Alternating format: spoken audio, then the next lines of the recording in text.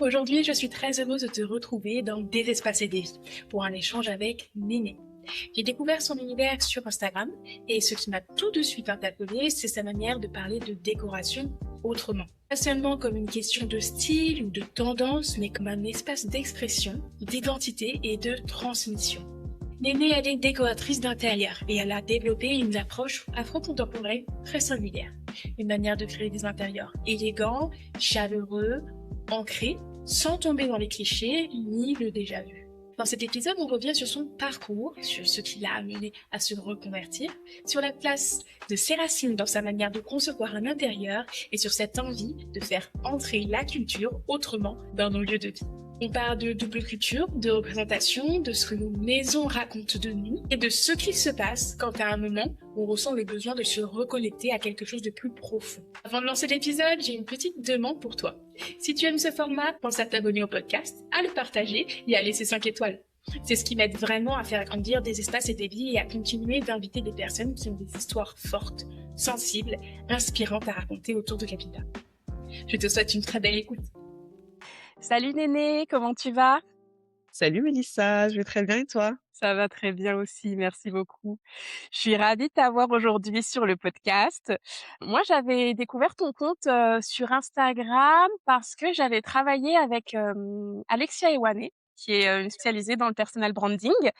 Et D'accord. alors, on échangeait pas mal sur Instagram. Elle m'avait envoyé ton compte une fois pour me dire que c'était hyper intéressant ce que tu faisais et comme tu es dans la décoration, je suis dans l'architecture, voilà, c'est carrément en lien.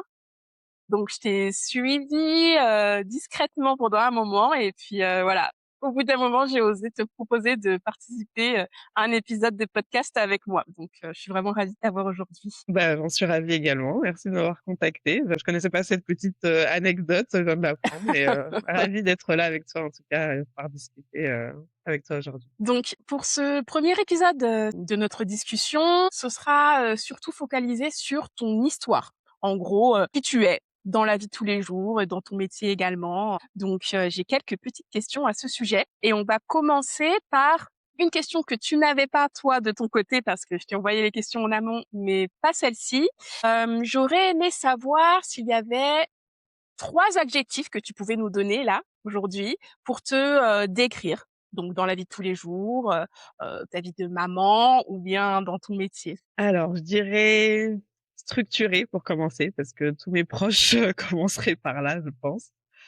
Je suis quelqu'un, voilà, de très carré, très organisé, très structuré. Je pense que ça me définit pas mal.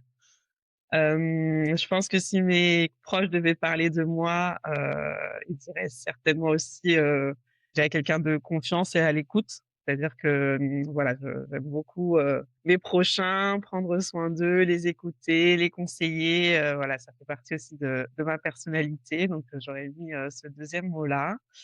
Et puis en 3e, en lien un peu avec ce dont on va parler aujourd'hui, certainement le côté créatif aussi qui m'a manqué pas mal dans mon métier premier. On aura l'occasion d'en discuter et du coup, voilà, c'est quelque chose qui me définit aussi beaucoup, en tant que personne. OK, oui, bah, on pourra reparler un petit peu de ces 3 aspects plus tard dans la discussion parce que c'est vrai qu'ils sont très, très en lien avec ton métier et nos métiers en général.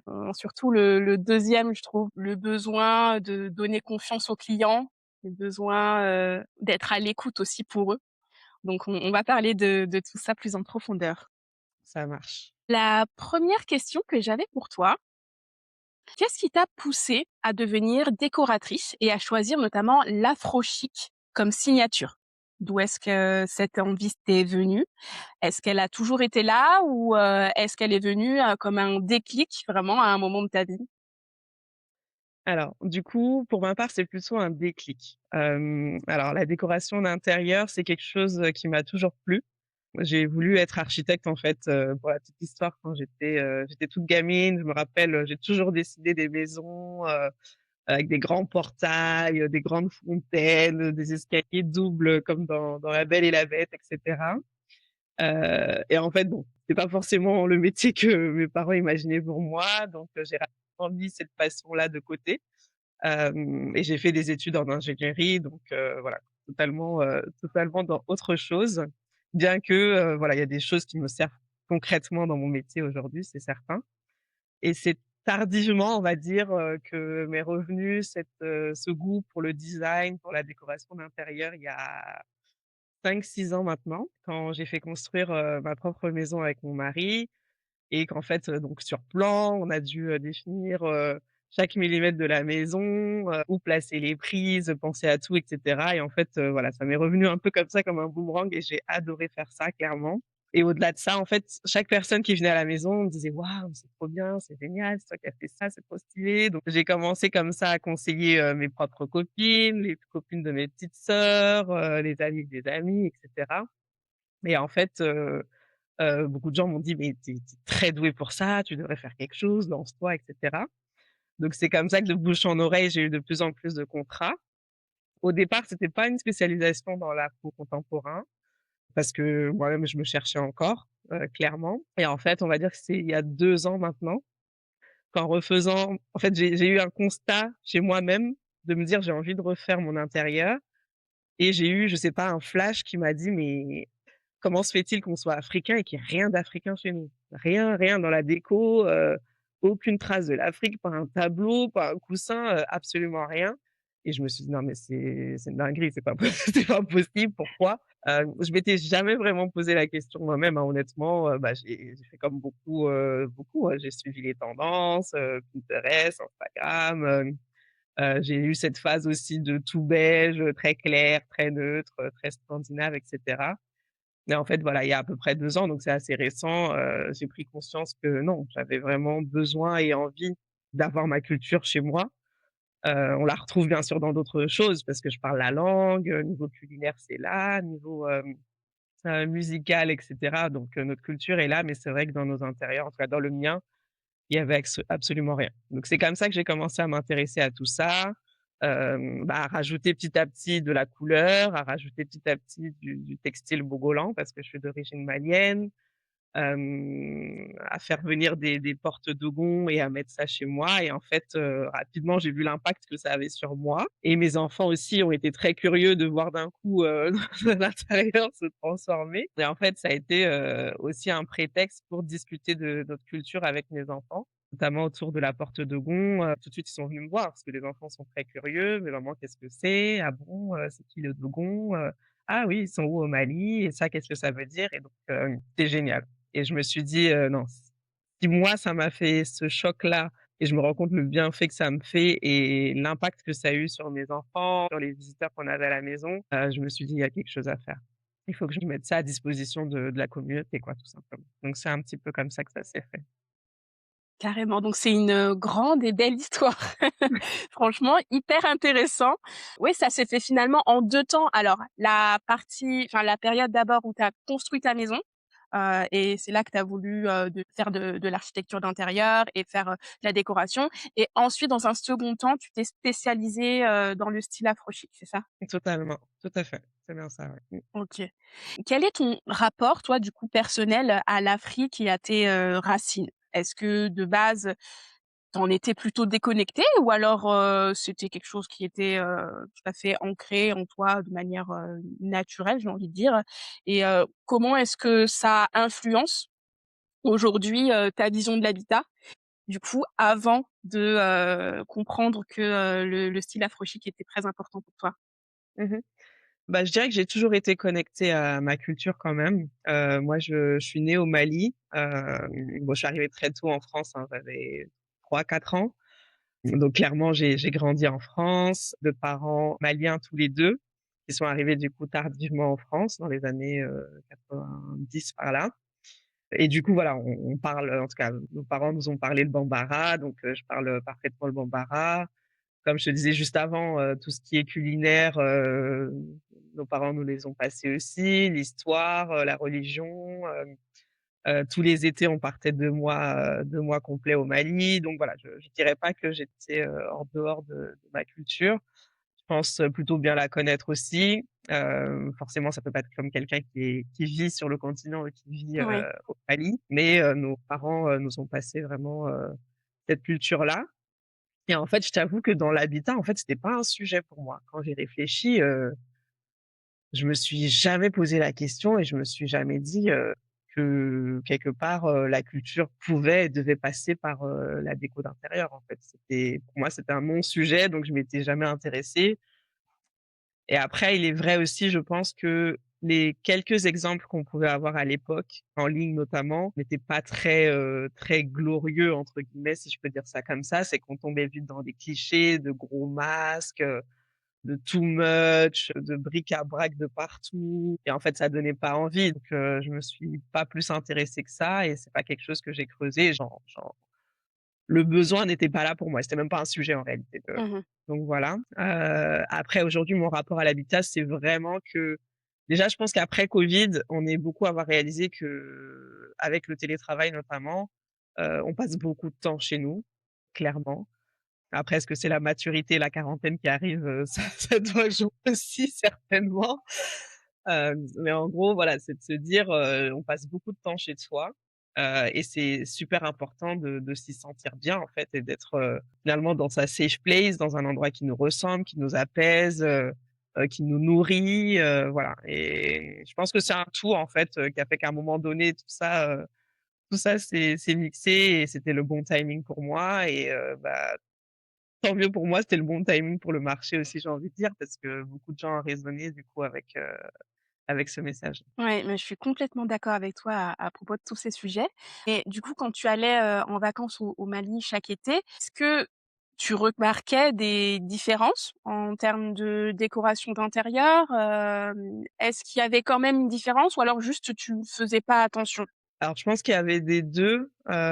Alors malheureusement, je trouve aussi que même en Afrique, on copie beaucoup les styles occidentaux, donc en fait, il y avait pas une différence très marquée entre ce que je vivais là-bas dans les intérieurs et ce qu'on avait ici.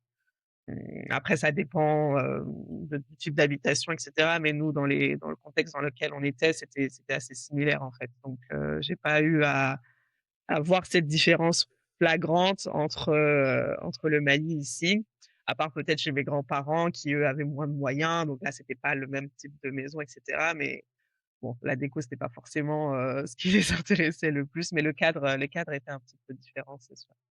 Mais oui, c'était pas des questions que je me posais plus jeune, hein, honnêtement. Ouais, je vois donc en fait, c'est pas, juste la décoration des personnes qui habitent en Afrique qu'on importe en France parce qu'en fait, même en Afrique, on copie, les styles occidentaux et au final, on perd, ces racines-là qui sont pourtant, hyper, importantes de garder. Donc ouais, c'est comment tu as fait ces recherches? Alors, qu'est-ce que tu as été chercher? Qu'est-ce que tu as vraiment ramené dans les intérieurs, que tu crées aujourd'hui? Mmh. Bah, pour rebondir un peu sur ce que tu dis, j'irais même plus loin, c'est que l'artisanat africain est presque même dévalorisé en Afrique. Ça veut dire que les gens qui font de l'artisanat ont beaucoup de mal à trouver des locaux qui vont consommer ce qu'ils produisent. Ça va être plutôt des expatriés, qui sont là et qui voient la valeur et qui, eux, vont acheter. Mais en local et souvent c'est une question de mentalité aussi, mais les gens pensent que quand on a les moyens, pourquoi aller acheter de l'artisanat africain alors que tu as les Ouais, moyens de faire venir, des meubles de France, tu vois? Donc, je pense qu'après bon, je pense quand même que les mentalités changent et que les choses tout à évoluent fait. et que Mmh. notre génération commence à faire bouger les choses et je veux pas faire de généralité non plus, hein. Je pense qu'il y a des gens qui ont intégré, l'artisanat africain chez eux avant même que je sois née, c'est pas ça le débat, mais de ce que j'ai pu voir et de ce que je discute avec beaucoup de clients, il y a encore beaucoup et pour moi la grande majorité des intérieurs, africains et notamment au Mali que je connais mieux, sont très occidentaux. Et donc pour répondre à ta question sur qu'est-ce que j'ai apporté, en fait, moi, je me suis dit, finalement, comment ressentir cette vibe afro chez soi? Au travers de quoi on peut, ramener cette culture et cette vibe, afro dans nos intérieurs? Et pour moi, ça passait par différentes choses. On va avoir déjà tout ce qui est colorimétrie, déjà une palette de couleurs plus chaude, pour moi, c'est un petit peu la base. Donc sortir un petit peu de ce truc, blanc, beige, bois, scandinave, qu'on voit ces dernières années partout, qui est assez, aseptisé. Je dis pas que c'est moche, hein, parce que je l'ai fait moi-même, mais voilà, bon, je me suis dit: «La première chose à faire, c'est vraiment aller chercher ces couleurs, plus liées à la nature, qu'on retrouve dans les terres d'Afrique», donc tout ce qui va être, le terracotta, les couleurs autour de l'ocre, vert, le bleu, des couleurs, le marron, des couleurs qu'on retrouve vraiment dans nos paysages africains et qui, je trouve, sont naturellement assez apaisantes puisque c'est des couleurs, entre guillemets de la nature et de nos Mmh. paysages. Donc je l'ai abordé déjà par cet aspect-là et en fait, c'était déjà quelque chose de très marquant, puisque la plupart des clients qui me contactaient et moi-même à l'époque, on passait d'une palette encore une fois très neutre et très fade à déjà quelque chose de bien plus coloré. Donc déjà, ça a ravivé un petit peu le peps, chez moi et chez mes clients pour le coup. Ça, c'est la première chose et après, les matières aussi sont super importantes. Donc, Ouais. aller chercher des matières plus chaudes, tels que le rotin, tels que, le bogolan, tels que le coton, le lin. Donc, voilà, plutôt travailler avec des matières, naturelles, pour apporter plus de chaleur et enfin, j'aime beaucoup aussi rapporter des objets, africains dans la déco, donc, qu'on peut utiliser comme décoration murale, que ce soit des paniers muraux, que ce soit, des portes dogons, ça peut être aussi de l'ameublement, heu, des tabourets sénoufo, des tabourets Mmh mh. dogons. Donc là, ça va être, ramener quelques pièces d'ameublement ou de déco afro, sans surcharger, mais qu'on va venir, positionner à des endroits stratégiques pour venir sublimer, l'intérieur et finalement, créer cet aspect plutôt, galerie d'art que fourre-tout, chez ou bric-à-brac. Donc voilà, dans cet esprit d'avoir quelque chose quand même d'élégant, d'abouti, et qui fasse pas too much, non plus parce que voilà, on cherche un équilibre, entre ces pièces afro et le la décoration plutôt contemporaine. Oui, c'est un jeu d'équilibre entre les 2. On n'est pas là pour Exact. créer des enfin, tu n'es pas là pour créer des intérieurs, complètement, africains, mais pour, ramener, des notions, ramener, des couleurs, ramener, des matières qui font écho à l'Afrique, en fait. C'est ça et souvent, les commentaires que j'ai en général sur les réseaux sociaux sont très bons et les gens aiment beaucoup ce que je propose. Mais, je me rappelle dernièrement quelqu'un qui a commenté, «Ah bah, à part le masque, je vois rien d'africain» et souvent je perds pas de temps à répondre à ce genre de commentaires, c'est que tu as pas compris et donc passe juste ton chemin. Une abonnée lui a répondu: «Mais c'est pas qu'un objet de déco africain qui fait le côté africain» et elle lui a dit: «Bah, regarde les couleurs, regarde les matières» et j'ai juste répondu: «J'aurais pas pu dire mieux». En fait, c'est Mmh. pas le truc de, aller chercher un objet de déco afro, le poser là et se dire: «Ça y est, j'ai une décoration afro contemporaine», quoi. Ça va plus loin que ça. Oui, ça va plus loin de ça et on en parlera donc dans l'épisode suivant. Très bien. Pour, la dernière grosse question de cet épisode, est-ce que tu as un souvenir marquant d'enfance ou de famille qui te guide encore aujourd'hui dans ton travail? Mmh mh. Alors je t'avoue que cette question, je vais y réfléchir un moment parce qu'il y a rien qui m'est venu en tête comme ça instinctivement. Mais je pense que c'est vraiment cet aspect justement de double culture. Clairement, je t'expliquais un petit peu, les allers-retours en fait, hein, qu'on a fait entre le continent et ici. Cette double culture aussi à la maison, hein, entre ce que nos parents nous ont inculqué et puis, la vie en France, en Occident, qui fait que, comme beaucoup, j'allais dire j'ai le cul entre 2 chaises, pas vraiment, mais je suis le mix un petit peu de Ouais. 2 cultures, qu'on veuille ou non et donc, au-delà d'une histoire précise, je pense que c'est vraiment cette mixité finalement dans l'éducation, qui fait aussi que je suis allée vers ce style-là, afro-contemporain parce que voilà, je suis clairement africaine, et je veux montrer aussi qu'on c'est tout à fait possible de créer des intérieurs qui soient modernes, élégants et africains et que c'est pas 2 choses, à dissocier ou dissonantes, qui ne peuvent pas aller ensemble et pour, compléter un peu ce que je disais tout à l'heure aussi, quand je crée un intérieur, je veux vraiment que ce soit abouti comme un tout. On n'ait pas l'impression qu'on ait fait un truc contemporain et qu'on ait posé, un objet africain au milieu, quoi. C'est vraiment, créer un univers qui soit, authentique, raciné, sans dissonance, que ce soit fluide, que ça raconte une histoire, sans essayer, d'en faire too much, mais qu'on ressente vraiment, ce côté afro, dans les intérieurs que je Ouais, je vois tout à fait ce que tu veux dire, notamment avec le parallèle entre, ton identité, en fait. Parce que, c'est pas que tu es, double, que tu as une double identité, c'est quand même, une identité en tant que telle, d'être, à la fois d'origine africaine, et de vivre en Europe. Enfin, en fait, c'est tu es quand même un être à part entière, tu es pas entre 2. C'est ça. Ça fait écho à mon histoire, à moi aussi. Alors, c'est un peu différent parce que moi, j'ai grandi complètement avec la culture française, parce que j'ai été élevée par ma mère, qui a été élevée par sa mère, qui est française. Donc, en D'accord. fait, j'ai des origines camerounaises et guadeloupéennes, mais je ne connais de base que la culture française, en fait. Et pour autant, tu vois, je peux pas dire que je suis que française, même si je n'ai que cette culture. En fait, instinctivement, au fur et à mesure que je grandissais, en fait, j'ai eu moi-même des questions, donc je me suis renseignée. Et mon conjoint est guadeloupéen, donc on parle beaucoup de tout cet aspect-là aussi. C'est encore aussi différent quand on est des Antilles, parce que voilà, il y a eu, on est africain, mais c'est encore une culture différente, j'ai envie de dire. Oui, c'est pas pour autant que je considère que je suis que l'un, que l'autre, ou alors la somme des 2. C'est quand même une identité, en fait. Exactement, exactement. Et d'ailleurs, j'ai beaucoup de clients, antillais. Finalement, c'était à ma grande surprise parce qu'au départ, c'était pas forcément eux que je ciblais, Mmh mh. heu et je pensais pas qu'ils seraient, particulièrement, intéressés par ce message-là. Mais oui, j'ai beaucoup de clients, antillais qui donc recherchent aussi ce «retour aux sources» entre guillemets, ce retour vers le continent, cette volonté de sens et cetera. Donc ouais, c'est c'est une autre histoire, mais finalement tout ramène au continent, quoi, donc c'est beau. Tout à fait, oui. Mais j'ai justement ma belle-sœur qui travaille beaucoup sur ces sujets-là, en ce moment. Mmh. Elle fait des allers-retours entre l'Afrique et la Guadeloupe aussi, et elle développe pas mal de choses, dans le domaine. Donc on en a déjà aussi discuté un petit peu. Et il y a aussi un aspect en plus parce que, alors, tu vois, on a peut-être pour projet, d'acheter une maison avec mon conjoint, et il me disait effectivement qu'il voudrait une décoration, où justement on retrouverait, ses racines africaines.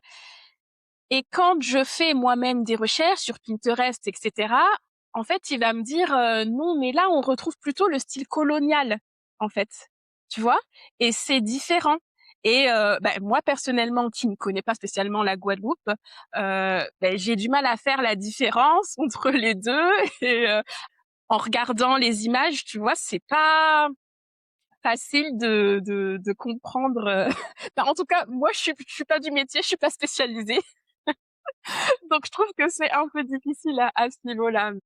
Ouais, mais pour rebondir sur ça, je pense que c'est une réflexion qui est intéressante aussi, et que je fais également parce que en fait, parler de style, afro ou afro-contemporain, c'est mettre trop de choses dans la même case.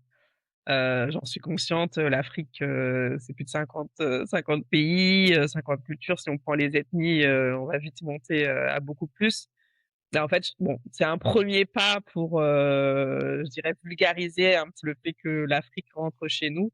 Mais en fait, entre les codes, de l'Afrique de l'Ouest, de l'Afrique centrale, de l'Afrique de l'Est, de l'Afrique du Sud, du Maghreb, si on Bien part dans sûr. les ethnies, entre les Bambara, les Soninké, les Peuls, et cetera, les codes sont très différents, en fait. Donc on met beaucoup de choses, dans cette case-là. Je pense aussi que c'est parce que le marché est peu mature sur le sujet. Mais moi, je sais que voilà, de plus en plus, je veux être, précise dans ce que je fais, dans les projets pour éduquer aussi, pour sensibiliser à la culture, au mode de vie peut-être de certaines ethnies, à leurs coutumes, leur culture et cetera. Et c'est vrai qu'en fait, la déco afro, on pourrait la découper en plein, plein, plein, plein, plein de sous-thématiques.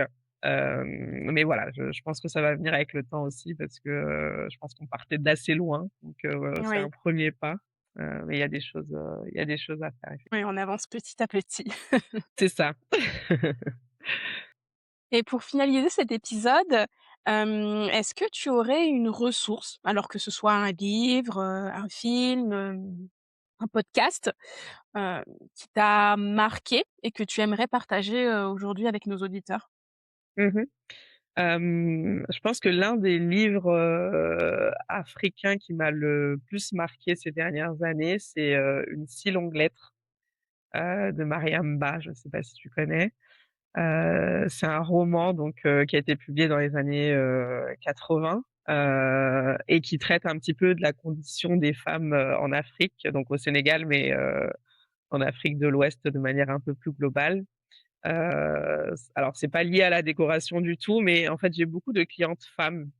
La grosse majorité, ce sont des femmes, qui ont souvent, voilà, un certain statut, qui ont réussi dans la vie et qui, un peu comme moi aujourd'hui, se posent des questions sur, leur identité, leurs intérieurs, créer quelque chose qui leur ressemble, un cocon et cetera. Et je trouve que dans ce livre, où elle raconte un petit peu son parcours de femme en Afrique, c'est lié à la polygamie aussi, aux injonctions et à l'émancipation des femmes. Je trouve que ça fait un bon lien, par rapport à ce que je fais parce que je pense que ça va dans ce sens-là aussi, d'apprendre à s'écouter, suivre ses intentions, incarner ce qu'on est vraiment, donc voilà, c'est un des livres qui m'a beaucoup marqué donc ce serait celui-ci. Une si longue lettre. D'accord, merci beaucoup pour le partage. Je connais pas du tout.